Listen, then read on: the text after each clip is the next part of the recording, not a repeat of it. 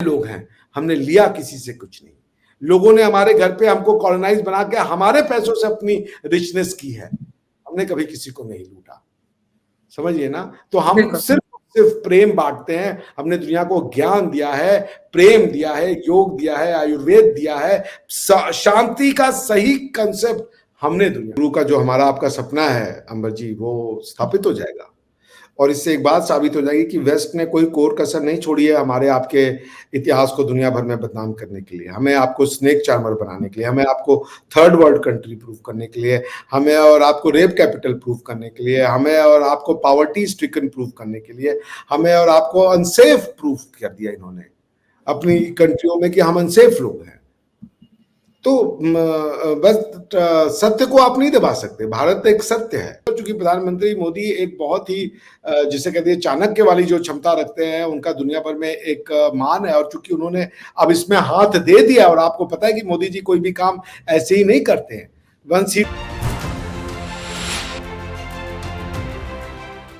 नमस्कार, मैं अंबर जर्दी एक बार फिर से आप सबका बहुत स्वागत करती हूं हमारे आज के खास कार्यक्रम में। और आज मेरे साथ अभिषेक मिश्रा जी हैं, उनसे हम खास मुद्दे पर बात करेंगे। अभिषेक जी, बहुत बहुत स्वागत है आपका। नमस्कार। नमस्ते अंबर जी, बहुत बहुत धन्यवाद, आपने मुझे याद किया, इसके लिए बहुत बहुत आपका आभारी हूँ। अभिषेक जी, हमारे एनएसएस अजीत डोभाल और जयशंकर जी विदेश दौरे पर हैं, खास मकसद से दोनों विदेश दौरे पर हैं। आज जयशंकर जी जर्मनी से स्विट्जरलैंड पहुंच चुके हैं और अजीत डोभाल जी मॉस्को।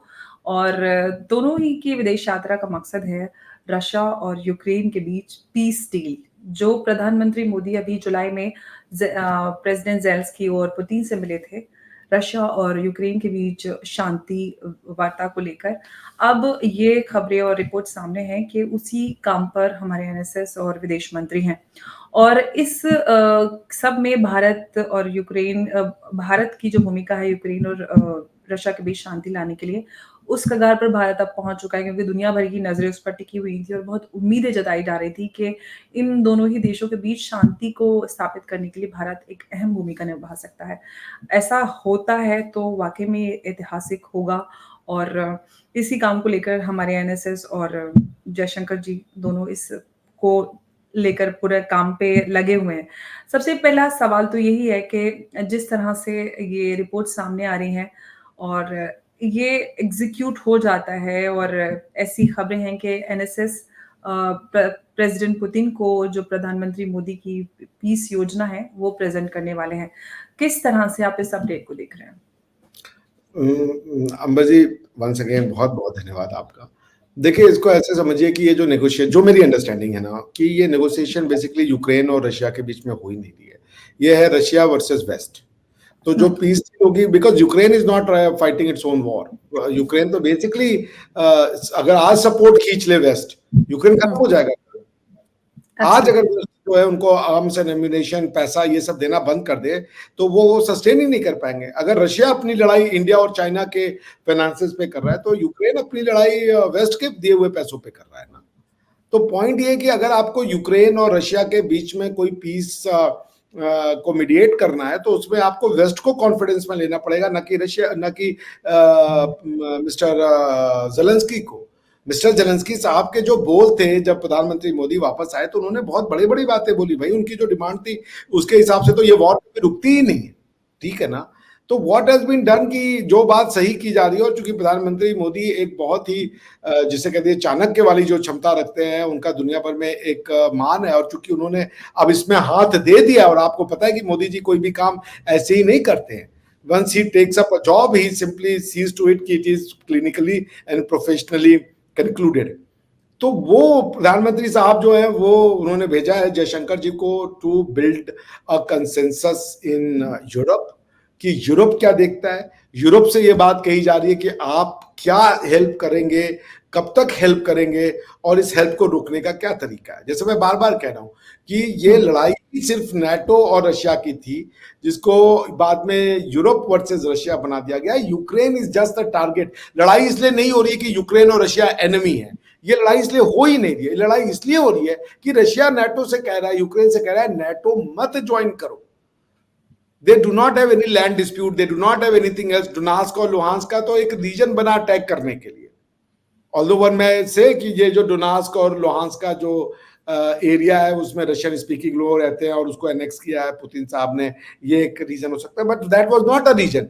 अगर Zelensky would not have, president Zelensky would not have showed interest and would not have acted towards it, जब उन्होंने एक्शन लेना शुरू कर दिया नेटो को ज्वाइन करने के लिए, वो एक रेड लाइन थी जो रशिया ने खींच दी थी। तो प्रेसिडेंट पुतिन जो कह रहे हैं वो ये है कि भाई हमारे से नेगोशिएट करवाओ यूक्रेन से, उसका मतलब है हमारी नेगोशिएशन करवाइए वेस्ट से। जी। उसी सिलसिले में जो वेस्ट की जो सबसे बड़ी कंट्रीज हैं यूरोप में, वो जर्मनी है। Germany is the biggest financial power, ठीक है ना, and after Germany it is France. Even population के टर्म में भी मेरे ख्याल से जर्मनी और France one of the largest population wise countries हैं यूरोप की। 8-80 मिलियन के आसपास दोनों में है कंट्री में पॉपुलेशन। तो इसलिए जर्मनी को आपको और फ्रांस को आपको उसमें लेना कॉन्फिडेंस में बहुत जरूरी है। तो जर्मनी का वो दौरा वो बताता है कि दे आर आस्किंग, क्योंकि जर्मनी रशिया से सबसे ज्यादा एनर्जी खरीदता है, तो दे आर आस्किंग कि व्हाट डू दे वांट। और जर्मनी में जो इन्फ्लेशन है, वो इन्फ्लेशन जब वॉर हुआ, मैं उस समय जर्मनी में था, इन्फ्लेशन मैंने अपनी आंख से देखा है। हम लोगों को, जो हम लोग स्कॉलरशिप पे थे, हमारी हालत खराब हो गई थी। रातों रात सनफ्लावर ऑयल या आटे के जो रैक होते थे कन्वीनियंट, आप तो यूरोप गई होंगी या अमेरिका गई होंगी, आपने देखा होगा जो कन्वीनियंट स्टोर होते हैं ना, जो नॉर्मल से, जिसमें आटे का सेक्शन है, ये सेक्शन है, वहां से रातों रात आटा गायब, सनफ्लावर ऑयल गायब, सब गायब हो गया था रातों रात। तो फिर प्रॉब्लम ये हुई थी कि, और फिर गैस के चार्जेस बढ़ गए, चूंकि गर्मी के लिए, मतलब गर्म रखने के लिए तो वो गैस का यूज करते हैं, आपको पता ही है, वो जो उनके यहाँ सबके वो रेडिएटर लगा रहता है। तो वो मैंने फील किया था, रातों रात प्राइसेस बढ़ गए। तो यूरोप को भी इसकी कॉस्ट पे करनी पड़ रही है। तो एक कंसेंसस बिल्डिंग कह लीजिए आप कि वो यूरोप में कर रहे हैं। वंस यूरोप अग्रीज तो फिर वो अमेरिका पे वो करेंगे। मेरे ख्याल से अमेरिका ने ये कह दिया होगा कि आप यूरोप से बात कर लीजिए, अगर यूरोप जो वो बिकॉज कि इससे पहले जो एनएसए साहब थे वो अमेरिका में भी थे, अमेरिका से वो मैं तो मेरे ख्याल से अमेरिका का यही स्टेटमेंट, अमेरिकन एनएसए से मुलाकात की थी अजीत डोभाल जी ने। जी। तो उनका यही है कि अमेरिकन कह रहे हैं अगर आप यूरोप को मना लीजिए, यूरोप अगर जो कहता है, बिकॉज नेटो अल्टीमेटली तो उनका भी है। और शायद एक ग्रोइंग कंसर्न है अमंग अमेरिकन भी कि हम क्यों इस वॉर में पड़ रहे हैं, ठीक है ना, इससे हमें क्या मिल जाएगा, what do we get out of it. तो मर तो रहे हैं यूरोप के ही लोग, मर तो रहे हैं यूक्रेनियन ही, और कोई भी डेथ नहीं चाहता। और इसका अंत भी यही होगा कि अगर आप इसको न्यूक्लियर आर्मागेडॉन बनाना चाहते हो तो फिर आप डिसाइड कर लो आपको क्या करना है।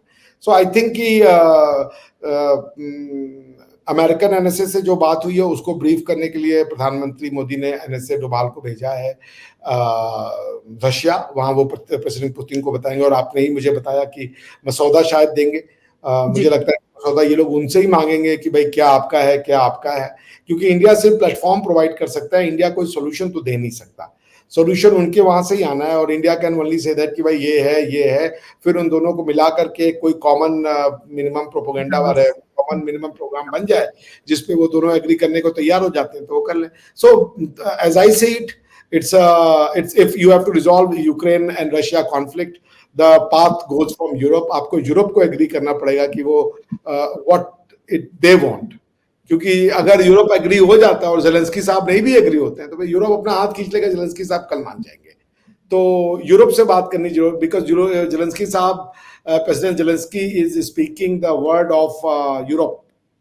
समझ रही हैं आप, वो नहीं है 3 इडियट में है ना कि शब्द उनके हैं, क्या बोल उनके हैं, शब्द हमारे हैं, ये वही वाला किताब है। तो that's how I see it. बिल्कुल, और जयशंकर जी ने भी कहा है कि रशिया और यूक्रेन को युद्ध के मैदान से बाहर आकर बातचीत करके ही इस संघर्ष विराम का हल निकालना होगा। और भारत की तरफ से उन्होंने कहा है कि भारत इस सब पे सलाह देने के लिए तैयार है। और जयशंकर जी का जो बयान है और ये टिप्पणी है उस समय में सामने आई है जब हमारे एनएसएस अजीत डोभाल जी प्रधानमंत्री मोदी का जो प्रस्तावित एक शांति योजना जिसको हम कह रहे हैं एक पीस डील है, वो प्रेसिडेंट पुतिन के आगे उस अपनी मुलाकात में प्रेजेंट करने वाले हैं। और ऑफ कोर्स बातचीत करके ही इसका हल निकल सकता है। प्रधानमंत्री पहले भी कह चुके हैं कि युद्ध के दौर में नहीं है और हमें शांति बनाने के लिए और किसी भी इस तरह के कॉन्फ्लिक्ट का हल सिर्फ बातचीत से ही निकल सकता है।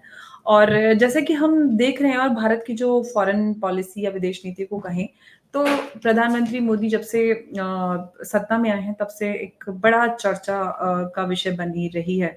और अगर अब हम ये जो संभावित रशिया-यूक्रेन पीस योजना है, ये भारत कराने में सक्षम और सफल हो जाता है, तो भारत के लिए कितनी बड़ी उपलब्धि आप देखते हैं इसको?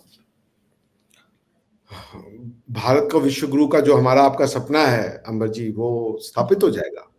और इससे एक बात साबित हो जाएगी कि वेस्ट ने कोई कोर कसर नहीं छोड़ी है हमारे आपके इतिहास को दुनिया भर में बदनाम करने के लिए, हमें आपको स्नेक चार्मर बनाने के लिए, हमें आपको थर्ड वर्ल्ड कंट्री प्रूव करने के लिए, हमें और आपको रेप कैपिटल प्रूव करने के लिए, हमें और आपको पॉवर्टी स्ट्रिकन प्रूव करने के लिए, हमें और आपको अनसेफ प्रूव कर दिया इन्होंने अपनी कंट्रियों में कि हम अनसेफ लोग हैं। तो बस सत्य को आप नहीं दबा सकते। भारत एक सत्य है, भारत की फिलॉसफी सत्य है। तो ये अगर होगा तो ये विश्व के लिए अच्छा है। अंबर जी, भारत का ग्रोथ विश्व के लिए अच्छा है, क्योंकि हम ही हैं जो दुनिया में शांति मंत्र का पाठ करते हैं, ओम शांति शांति शांति, कि सबकी शांति हो। हम ही हैं जो कहते हैं कि दुनिया एक विश्व बंधुत्व की बात करने वाले हम सिर्फ और सिर्फ हम हैं, और कोई है ही नहीं। अहम निजा परोवेति गणना लघु चेत साम, उदार चरिता नाम तू वसुधैव कुटुंबकम कहने का साहस सिर्फ भारत ने लिखा है। बाकियों ने तो यह प्रूव किया कि तुम गलत हो, हम सही हैं, हम तुम्हारे ऊपर राज करेंगे। तो the ideal idea of India, unfortunately हमारे जो लीडर्स हैं वही नहीं समझ रहे हैं, दुनिया में जाके पता नहीं कौन सा आइडिया ऑफ इंडिया वो प्रेजेंट कर रहे हैं, वो तो वही जाने और उनके थिंक टैंक के लोग जाने कि वो कौन सा थिंक है। और वो टैंक मेरे ख्याल से सेप्टिक टैंक है, वो कोई अच्छा थिंक करने वाला टैंक तो मुझे नहीं लगता जो उनको वो आइडिया दे रहा है। आप समझ रही है मैं किसकी बात कर रहा हूँ, to whom I am अलूडेड to.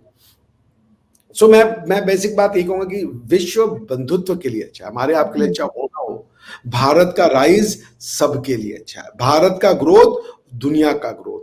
Bharat ने जब कोरोना की वैक्सीन बनाई, वेस्ट ने दुनिया भर में जाकर के इनकी कंपनियों ने कहा कि अपनी सॉवरेनिटी हमारे पैरों के नीचे रख दो।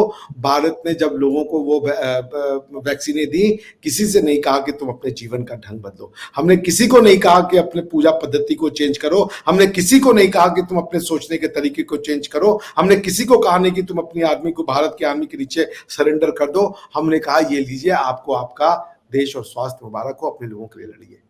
इसीलिए जब भारत के प्रधानमंत्री जाते हैं अमेरिकन कंट्री के, वो आपने देखा था, वो जो प्रेसिडेंट थे या प्राइम मिनिस्टर थे, स्वेच्छा से झुके और भारत के प्रधानमंत्री का पैर छुआ उन्होंने।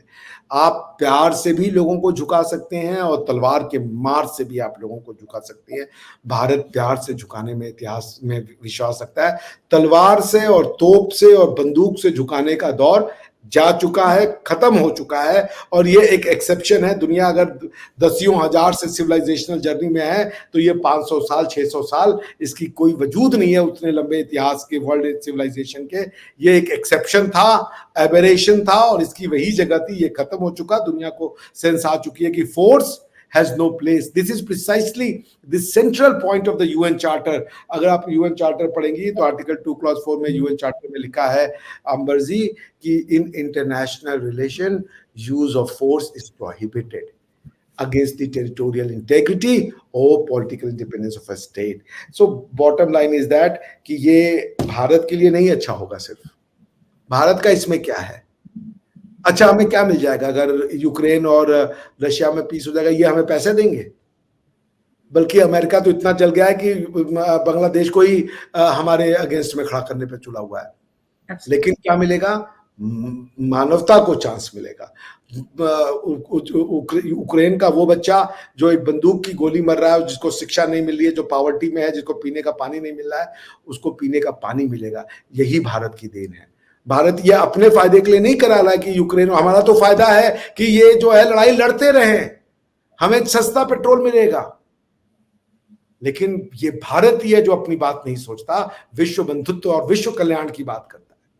वरना हम तो होते हैं आग डालते हैं घी में, अरे लड़ो और लड़ो और लड़ो। रशिया वीक होता, रशिया की डिपेंडेंस हम पे बढ़ती है, हम कहते हैं 25% के डिस्काउंट पे दे रहे हो, 35% कर दो भैया। तुम्हारे पास ऑप्शन क्या है? इस लड़ाई को तुम लड़ नहीं सकते बिना हमारे सपोर्ट के। बिल्कुल। भारत ने ये नहीं किया। इसलिए ये हमारे आपके लिए इसमें कुछ हो ना हो, और हमने सदा दुनिया को दिया है, हम देने वाले लोग हैं, हमने लिया किसी से कुछ नहीं। लोगों ने हमारे घर पे हमको कॉलोनाइज बना के हमारे पैसों से अपनी रिचनेस की है, हमने कभी किसी को नहीं लूटा, समझिए ना। तो हम बिल्कुल। सिर्फ सिर्फ प्रेम बांटते हैं। हमने दुनिया को ज्ञान दिया है, प्रेम दिया है, योग दिया है, आयुर्वेद दिया है, शांति का सही कंसेप्ट हमने दुनिया को दिया है। बिल्कुल। लेकिन अभिषेक जी, अब ये सवाल उठ रहा है कि जो भारत द्वारा तैयार प्रस्ताव है, क्या उसको रूस और यूक्रेन स्वीकार करेंगे? इस बारे में अभी वैसे तो हम कुछ कह नहीं सकते, लेकिन जो सूत्र हैं, वो ये बताते हैं कि भारत ने जो रशिया और यूक्रेन के सामने जो युद्ध को रोकने के लिए एक शांति का प्रस्ताव है, उसको बहाल करने के लिए प्रस्ताव रखा है, वो तैयार कर लिया है मसौदा और उसको प्रेज़िडेंट पुतिन और ज़ेलेंस्की के सामने पेश किया जाएगा। और इस संघर्ष को समाप्त करने के लिए दोनों ही देशों की मदद करने के लिए भारत तैयार है। अब जो सवाल निकल कर आया है, क्या इन दोनों ही देशों की तरफ से किस तरह की प्रतिक्रिया हम देखेंगे? आपका क्या अनुमान है? देखिए, राष्ट्रपति पुतिन ने तो प्रधानमंत्री मोदी को बता दिया। आप देखिए, एक फोटो है ट्विटर पे या इंटरनेट पे बहुत वायरल है, जिसमें जब प्रधानमंत्री राष्ट्रपति अगर वो डॉट्स कनेक्ट करें तो ज़ेलेंस्की का जो बयान था, वो कहीं न कहीं डॉट्स कनेक्ट करता है। उनकी मुलाकात के बाद उन्होंने बोला भारत भूमिका निभा सकता है। तो हाँ, कहीं वो न कहीं तो सभी उम्मीद मान चुके हैं, क्योंकि जेलेंस्की का बयान नहीं था, ये वेस्ट का बयान था जेलेंस्की से कि इंडिया की मीडिएशन को आप एक्सेप्ट कीजिए। जेलेंस्की अभी कुछ अपना नहीं बोल रहे हैं भाई। जेलेंस्की तो बंदूक जो पकड़ी हुई है वो वेस्ट की है, वरना अगर रशिया के पास सोल्जर और बंदूक और मिलिट्री हार्डवेयर खत्म हो सकता है, तो यूक्रेन के पास क्यों नहीं खत्म हो रहा? यूक्रेन कौन सा ऐसा मैन्युफैक्चरिंग यूनिट बना रहा है कि उनके बम गोले और तोपे जो एम्यूनेशन है वो खत्म ही नहीं हो रहे भैया? उनकी तोपों का हार्डवेयर नहीं खराब हो रहा है, क्यों? क्योंकि अनवरत सप्लाई है। तो जो जेलेंस्की साहब बोले वो वेस्ट बोल रहा है। भारत को बिना वेस्ट के अप्रूवल के भारत जो जेलेंस्की साहब के कहने से बन जाएगा वो क्या नाम है मीडिएटर, इसको फेल करना होगा तो जो वेस्ट है वो कहेगा पुतिन साहब, अरे जेलेंस्की साहब से तुम लड़ लो, फिर हम तो जा रहे हैं, तुम दे दो अपना सारा का सारा इलाका। तो इंडिया की जो मध्यस्थता है उसको वेस्ट ने स्वीकार करा है, बल्कि वेस्ट का, और बार बार ये आता था हिंट, याद करिए जो इनका प्रेस ब्रीफिंग होता है इंटरनेशनल रिलेशन में अमेरिका का, जो अमेरिकन देते हैं एवरीडे, उसमें वो बार बार कह रहे थे कि if India wants to play a big role in resolution of this conflict we would welcome that. उन्होंने वेलकम किया है। तो ये जो वेस्ट का वो जो अगर मसौदा दे भी रहे तो मसौदा प्रिपेयर तो वेस्ट ने किया होगा कि ये हमारी डिमांड है। उसके बाद वो पुतिन साहब से मिलेंगे कि आप देख लो, पुतिन साहब उसमें से कुछ काटेंगे छाटेंगे, उसके बाद जो होगा, बिकॉज इंडिया को तो कोई इसमें ये नहीं है, इंडिया की मैं तो नहीं चाहूंगा, मुझे नहीं पता रियलिटी क्या कि इंडिया कोई पीस के टर्म्स को भी बताए कि ये कर लो पीस करने के लिए, ये नहीं होना चाहिए। वरना अगर पीस के टर्म उनकी अपनी अंडरस्टैंडिंग का पीस नहीं है, जैसे इंडिया में आप कश्मीर के नाम पे कोई पीस टर्म करवा दीजिए, वो टिकेगा ही नहीं, बिकॉज इंडियंस कश्मीर को अपना मानते और मानते रहेंगे। इंडियंस ने अपना वो हिस्सा स्वेच्छा से छोड़ दिया, उस पर वो क्लेम नहीं रखते। पंजाब हो गया हमने छोड़ दिया, बलूचिस्तान हो गया हमने छोड़ दिया, हमने सिंध को छोड़ दिया, हमने खैबर पख्तूनख्वा को छोड़ दिया, वो सब भारत पर हमने छोड़ दिया। हमने उसी तरीके से बांग्लादेश, ईस्ट पाकिस्तान को छोड़ दिया, अब हम उस पर अपना कब्जा नहीं मानते हैं, हम उसको एक इंडिपेंडेंट कंट्री के रूप में कि हमारा पार्ट है लेकिन अलग हो गया, हमने एक्सेप्ट कर लिया। लेकिन कश्मीर पे हम नहीं समझौता करेंगे। Jammu and Kashmir including PoJ के हमारा था, हमारा है और रहेगा। क्यों? क्योंकि इस पे हमने अपना क्लेम कभी नहीं छोड़ा है, ये समझना पड़ेगा। हमने भारत का वह विभाजन तैयार मान लिया था जो हमारी स्वेच्छा से हुआ था, हमारी पार्लियामेंट ने, हमारे लोगों ने, लीडर्स ने तय किया, हमने मान लिया उसको। ठीक है, जाइए, आपको आप मुबारक हो, आप जहां रहे वहां खुश रहे। उसी प्रकार से यदि आप ये जो सेंसिटिविटीज यूक्रेन की और रशिया की टेकन इनटू कंसीडरेशन नहीं लेती है, इंडिया उन सेंसिटिविटीज को समझ नहीं सकता। अंबर जी, हमारी आपकी फीलिंग इस धरती को लेके जो है, या इस समाज और इस कल्चर को लेके जो है, वो कल्चर उसकी समझ वेस्ट को है ही नहीं। वो हमारे आपके यहाँ कंसेप्ट को कभी छूत अछूत का मानते हैं, कभी कुछ मानते हैं, उस चीज से इंडिया को देखते थे जैसे हम आप समझते हैं। सो लाइकवाइज ये एक लास्टिंग पीस होनी है, क्योंकि ये सिर्फ ऐसा नहीं है कि आपने एक साल के लिए रुकवा दिया और बाद में फिर से इरप्ट हो गया। If it has to be a lasting and perpetual peace, in that situation India must take both these party to agree to a term जो उनका हो, उनके द्वारा सजेस्टेड हो और उनके द्वारा फ्लोटेड हो। इंडिया विल ओनली से कि I am providing you the platform, you are more than welcome to share it. बिल्कुल। और अब इस पूरी स्थिति के बाद और जो इस तरह से पूरी सिचुएशन बन रही है, पूरी दुनिया की निगाहें भारत की इस अहम भूमिका पर हैं और पूरी विश्व को ये उम्मीद है कि भारत इस अहम भूमिका को बखूबी निभा सकता है और ऐसा हम होते हुए देखते हैं तो ये एक ऐतिहासिक एक घड़ी होगी भारत के लिए और प्रधानमंत्री मोदी की विदेश नीति के लिए जिसका डंका विश्व में पहले से ही बजता आया है और ये एक बड़ा और एक उपलब्धि और एक माइलस्टोन विदेश नीति के लिए भारत की रहेगा। अभिषेक जी, बहुत-बहुत धन्यवाद आपका इस चर्चा में हमारे साथ जुड़ने के लिए। नमस्कार, जय हिंद। Always a pleasure.